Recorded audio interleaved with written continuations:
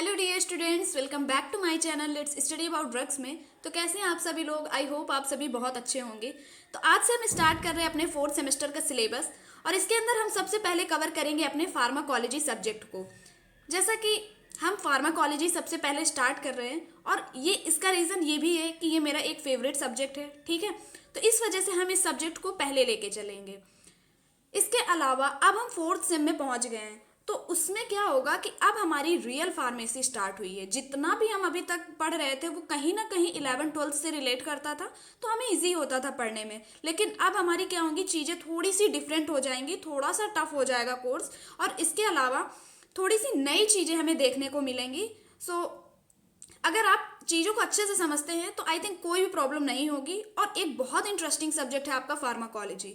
सारी चीज़ें फार्माकोलॉजी में ड्रग्स रिलेटेड है। अगर आपने मान लीजिए डी फार्म बी फार्म नहीं किया है और आप अगर फार्माकोलॉजी सब्जेक्ट को सिर्फ अलग से पढ़ लेते हैं या फिर इसकी बुक या इसको बहुत अच्छे से समझ लेते हैं तो आपको पूरी नॉलेज हो जाएगी ड्रग्स रिलेटेड। तो स्टार्ट करते हैं हम अपने इस सब्जेक्ट को। सबसे पहले हम देखेंगे इंट्रोडक्शन। क्या है फार्माकोलॉजी? अगर हम फार्माकोलॉजी को डिवाइड करें तो फार्माकोलॉजी वर्ड हमारे दो वर्ड्स से मिलकर बना हुआ है, ठीक है। ये ग्रीक वर्ड से डिराइव किया गया और ये दो वर्ड से मिलकर बना हुआ है। एक तो फार्माकॉन एंड सेकंड हमारा लॉगस। फार्मा मतलब क्या है? ड्रग रिलेटेड बात हो रही है। फार्मा फार्मेसी वर्ड से आया है, ठीक है। तो यहाँ पर क्या है कि जहाँ भी फार्मेसी वर्ड आएगा तो हम क्या है, माइंड में हमारे तुरंत चलने लगता है कि ड्रग रिलेटेड बात हो रही है, ठीक है। तो दो वर्ड हमारे कौन से हैं? Pharmacon and logos. फार्माकॉन मतलब ड्रग एंड लॉगस मतलब साइंस। इसका मतलब ये एक ऐसा सब्जेक्ट है, फार्माकोलॉजी एक ऐसी ब्रांच है साइंस की जहाँ पर हम किसके बारे में स्टडी करते हैं? ड्रग्स के बारे में स्टडी करते हैं।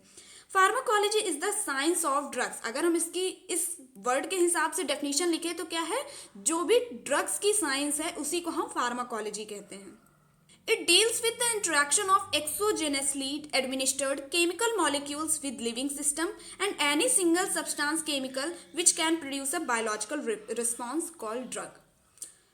जैसा कि हम जानते हैं कि ड्रग क्या होता है, एक तरह का केमिकल मॉलिक्यूल है, हमारे केमिकल से ही मिलकर बना हुआ है ड्रग, ठीक है। और एक्सोजेनसली मतलब जो बाहरी रूप से हम चीज़ों को ले रहे हैं, लाइक हम ड्रग क्या है, बाहरी रूप से इसको इंटेक कर रहे हैं ना, अपनी बॉडी को, अपनी बॉडी में जो भी चेंजेस हो रहे हैं या फिर जो भी डिजीज को हमें ट्रीट करना है तो हम क्या कर रहे हैं, एक बाहरी केमिकल मॉलिक्यूल ले रहे हैं, ठीक है। उसको हम क्या करते हैं, अपने बॉडी में, अपने लिविंग सिस्टम में क्या कर रहे हैं, एडमिनिस्टर कर रहे हैं, इंटेक कर रहे हैं।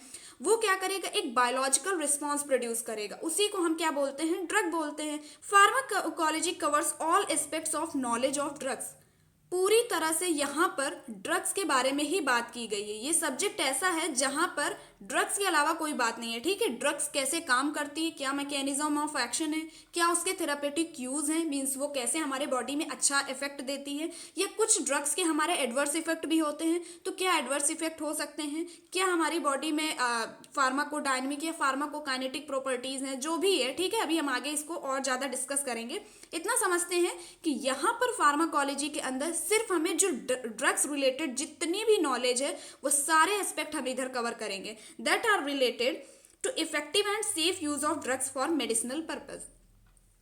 हम यहाँ पर उन ड्रग्स की बात करेंगे जो हमारे मेडिसिनल पर्पस के लिए यूज होती हैं। लाइक ड्रग्स तो हमारे पॉइजन भी होते हैं, तो क्या वो हमारे बॉडी के लिए इफेक्टिव एंड सेफ होते हैं? नहीं, वो हमारी बॉडी के लिए सेफ नहीं होते। तो यहाँ पर हम उन ड्रग्स की बात करेंगे जो हमारे मेडिसिन पर्पस से यूज होते हैं, ठीक है। लाइक स्टमक पेन के लिए या हेडेक के लिए या फिर आप फीवर के लिए कोई भी ड्रग ले रहे हैं जो आपकी बॉडी में कुछ अच्छा इफेक्ट प्रोड्यूस कर रही है। Pharmacology is a branch of science concerned with the study of medication and their effects on biological system और study of how drugs function in the body।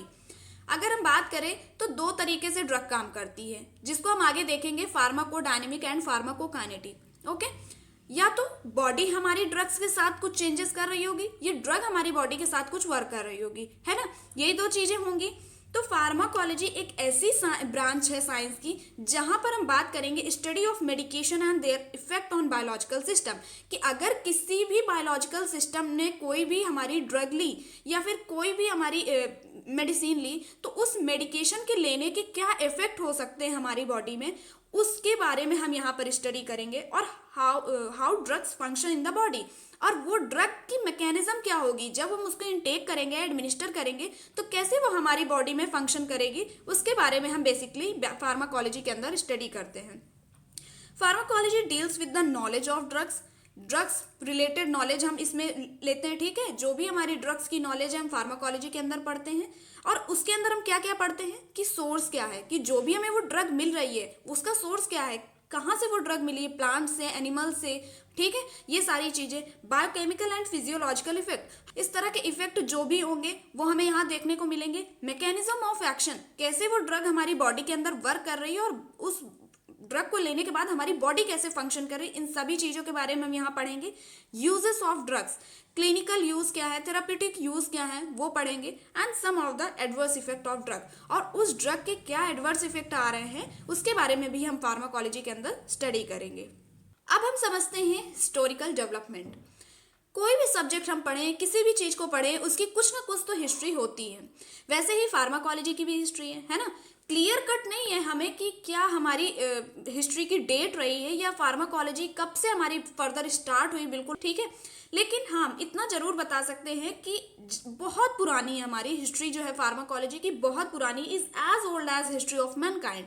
जब से ह्यूमंस हमारे यूनिवर्स में है तब से हमारी फार्माकोलॉजी चल रही है। एक तरह से ड्रग्स और मेडिसिन तो हम अपने आप को ट्रीट करने के लिए ले ही रहे हैं, ठीक है। तो अगर हम बात करें, फार्माकोलॉजी वर्ड जरूर नहीं आया होगा उस टाइम पर, लेकिन हाँ अगर हम ड्रग्स की बात करें तो ड्रग्स जरूर आने लगी है ना। हम लोग मेडिसिन से या किसी भी तरीके से अपने आप को क्योर कर रहे हैं, ट्रीट कर रहे हैं, तो वही एक तरह से हिस्ट्री हो गई। अगर जहां भी ड्रग्स रिलेटेड बात हो रही है तो वही फार्माकोलॉजी है, ठीक है। फार्माकोलॉजी टर्म तो बाद में आया हमारा। अब हम समझते हैं फर्स्ट कौन थे, हिपोक्रेट्स। ये है हमारे फादर ऑफ मेडिसिन। बहुत ज़्यादा इसमें एक्सप्लेनेशन नहीं करना है, ठीक है। जो आपको इंपॉर्टेंट पॉइंट है मैंने आपको एग्जाम पॉइंट ऑफ व्यू से बिल्कुल लिख दिया है, ठीक है। आपको उतना ही कंप्लीट करके जाना है। हिपोक्रेट्स, जिनको हम फादर ऑफ मेडिसिन भी कहते हैं, और ये उनकी डेट ऑफ बर्थ है। इसके बाद है हमारे सेकेंड एबर्स पैपिरस, जो कि इजिप्ट के हैं। They describe more than 700 drugs in extensive pharmacopoeia of that civilization. उस टाइम पर एबर्स पैपिरस जो इजिप्ट के थे, उस टाइम पर उन्होंने 700 ड्रग्स को फार्माकोपिया में डिस्क्राइब किया था। उन्होंने प्रॉपरली 700 ड्रग्स को बताया था, ठीक है, एक्सप्लेन किया था। इसके बाद आए हमारे धन्वंतरी। इनको माना जाता है कि ये इंडिया के फर्स्ट मेडिसिनल प्रैक्टिशनर रहे, फर्स्ट वर्ल्ड के सर्जन रहे, ठीक है। ये हम आयुर्वेदा के फाउंडर भी मानते हैं कि इन्होंने ही आयुर्वेदा के बारे में सबसे पहले बताया, इसलिए he is regarded as the founder of Ayurveda. इसके बाद है हमारे पैरासेल्सस, ठीक है। ये कौन है, इनकी भी डेट ऑफ बर्थ हमारी लिखी हुई है। He was the Pioneer of the use of chemicals and minerals in medicines. Medicines में पहले तो प्लांट्स के थ्रू हम मेडिसिन्स लेते थे, ठीक है। जैसे हम अभी हमने पढ़ा आयुर्वेदा, ठीक है, कि वो धन्वंतरी हमारे आयुर्वेदा के फाउंडर है। इसके पहले भी जो 700 ड्रग्स रही वो भी कहीं ना कहीं प्लांट से रिलेटेड थी। अब हम बात करते हैं कि केमिकल्स कब आए उसमें। तो केमिकल्स हमारे सबसे पहले पैरासेल्सिस साइंटिस्ट ने, इन्होंने ही हमारे खोज की थी। And he was a pioneer of the use of chemicals and minerals in medicines. Medicines में केमिकल्स और मिनरल का यूज करना सबसे पहले इन्होंने ही बताया था। He extract of foxglove plant used to treat dropsy in 1785, which contained digitoxin and digoxin, today called digitalis. digitalis के बारे में भी हम पढ़ेंगे, ठीक है। ये जो कार्डियोवैस्कुलर डिजीज होती हैं, ये डिसऑर्डर होते हैं, उनमें हम इसको यूज करते हैं digitalis को, ठीक है। तो ही एक्सट्रैक्ट फोक्सग्लोव प्लांट, इन्होंने इस प्लांट को यूज किया किसके लिए, ड्रॉप्सी को ट्रीट करने के लिए 1785 में, जो कि क्या कंटेन करता है, डिजिटॉक्सिन एंड डिजॉक्सिन, जिसे हम आज के समय में डिजिटालिस के नेम से भी जानते हैं।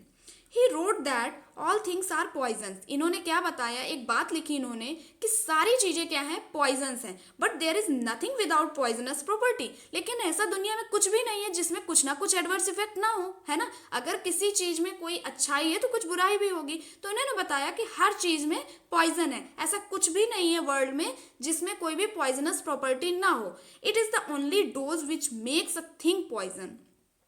लेकिन अगर हम मेडिसिन की भी बात करें तो मेडिसिन में अगर एडवर्स इफेक्ट बहुत थोड़े हैं, ठीक है, तो हम क्या करेंगे, वो हमारी बॉडी को कहीं इतना इफेक्ट नहीं करेंगे। लेकिन ये डिपेंड करता है उसका डोज, कि हम उस ड्रग को कैसे ले रहे हैं, कितने डोज में ले रहे हैं। अगर हमें उस ड्रग को एक बार लेना था, हमने उस ड्रग को क्या कर लिया, एक बार में 3 टाइम ले लिया, मतलब एक बार में हमने 3 ड्रग ले ली उसको, तो क्या होगा, वहां पर एडवर्स इफेक्ट बढ़ जाएगा और वहां पे वो डोज की वजह से क्या हो जाएगी, वो हमारी बॉडी के लिए पॉइजनस साबित हो जाएगी। तो इन्होंने वही बताया कि हाँ पॉइजनस प्रॉपर्टी होती है, एडवर्स इफेक्ट होते हैं, लेकिन डिपेंड करता है कि हम कैसा डोज ले रहे हैं। अगर डोज सही है, हम प्रॉपर डोज के साथ ले रहे हैं, तो वो हमारी बॉडी में कुछ ज्यादा इफेक्ट नहीं करेंगे। इसके बाद आए हमारे Francois Magendie, a French psychologist considered pioneer of experimental physiology. देखिए अभी तक तो सिर्फ हम लोग क्या करते थे, थ्योरी बेस्ड पर ही काम कर रहे थे, अभी एक्सपेरिमेंटल की भी बात आ गई। तो यहाँ पर ये साइंटिस्ट जो हैं इनको हम एज अ कंसीडर करते हैं एक्सपेरिमेंटल फिजियोलॉजी के तौर पर, कि इन्होंने सबसे पहले इसे स्टार्ट किया। He was able to introduce a variety of new drugs including morphine, codeine, quinine and strychnine. यही ऐसे हमारे साइंटिस्ट थे जिन्होंने क्या किया, कुछ न्यू ड्रग्स, जो नई वैरायटी की ड्रग्स हैं उन्हें इंट्रोड्यूस किया, जैसे कि मॉर्फिन, कोडीन, क्विनीन एंड स्ट्राइकनिन। ये हम अभी फार्माकोग्नोसी एक सब्जेक्ट है हमारे सिलेबस में 4th सेम में, उसके अंदर हम इस तरह की चीज़ें देखने को पाएंगे। ठीक है, जितनी भी प्लांट्स रिलेटेड मेडिसिन होती हैं उसकी स्टडी हम फार्माकोग्नोसी के अंदर करेंगे। सो इनके बारे में हम वहाँ पर आपको बहुत अच्छे से बताएंगे। He studied the action of nux vomica on dogs.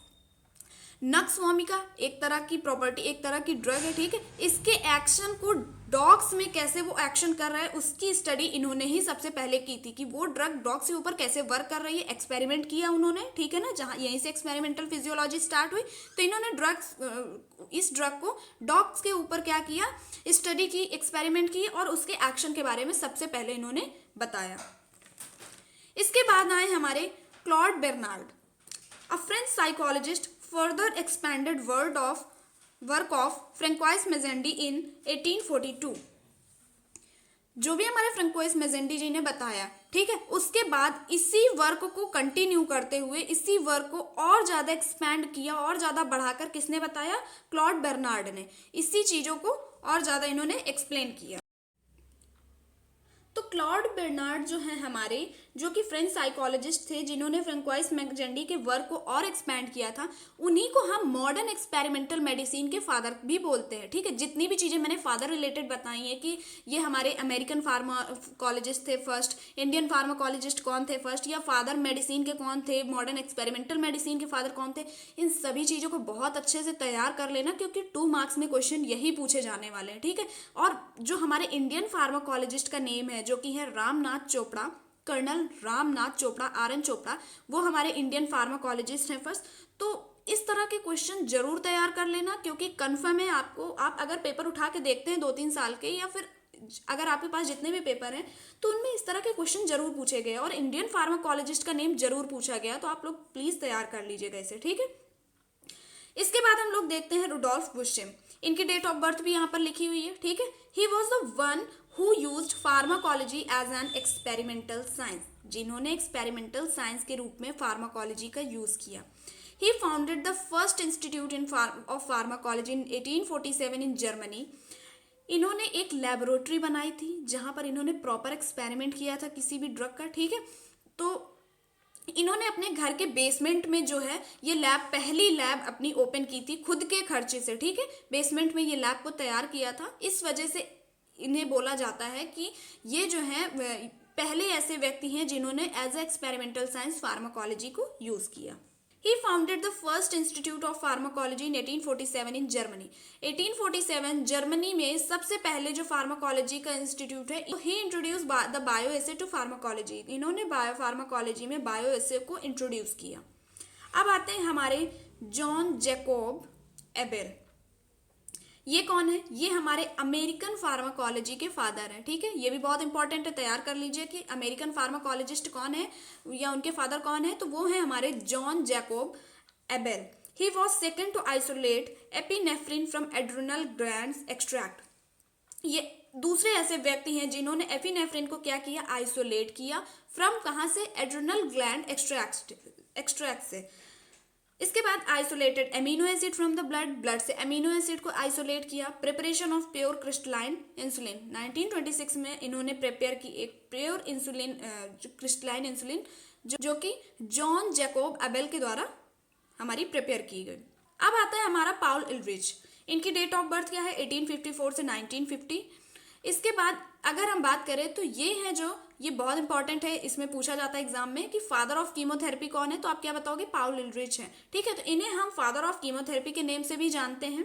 He is a German scientist, ये एक जर्मन साइंटिस्ट है in the field of immunology, chemotherapy and haematology. इन तीनों फील्ड के ये बहुत अच्छे स्पेशलिस्ट हैं, है ना। ठीक, in 1908 he was awarded the Nobel Prize in medicine. Medicine में इन्होंने नोबेल प्राइज भी जीता 1908 में। अब हम बात करते हैं Friedrich Serturner.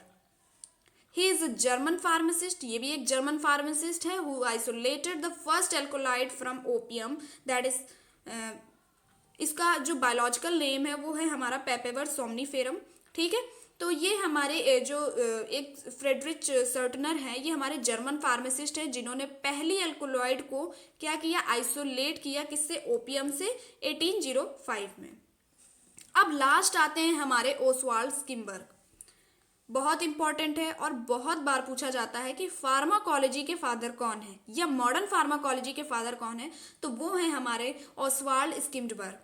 He was a German pharmacology. अगर आप ज़्यादातर देखेंगे तो जो साइंटिस्ट है वो हमारे जर्मनी। ठीक है, तो आई थिंक ये एक पॉइंट आपका बहुत अच्छा बन गया है कि अगर आपको कोई चीज़ नहीं याद आ रही तो कम से कम एक पॉइंट इस चीज़ को लिख के बढ़ा सकते हो। He put many fundamental concepts in pharmacology. इन्होंने फार्माकोलॉजी के अंदर बहुत सारे फंडामेंटल कॉन्सेप्ट दिए, इन्होंने बहुत वर्क किया, इस वजह से इन्हें फादर ऑफ मॉडर्न फार्माकोलॉजी भी कहा गया। अब हम समझते हैं scope of pharmacology. Scope of pharmacology में हम अगर देखें तो स्कोप क्या होता है। ठीक है, स्कोप का मतलब अगर हम बात करें तो करियर हो सकता है, कहाँ कहाँ हम इसको स्टडी करके इसमें हम डिग्री लेके कहाँ कहाँ अपने आप को सेटल कर सकते हैं, है ना। ये भी हो सकता है कहाँ कहाँ जॉब हम अपॉर्चुनिटी हो सकती है, या फिर इस सब्जेक्ट का हम यूज़ कैसे कर सकते हैं, कहाँ कहाँ ये हेल्प करेगा सब्जेक्ट, वो सारी चीज़ें हम स्कोप के अंदर स्टडी करते हैं। फर्स्ट है हमारा रिसर्च।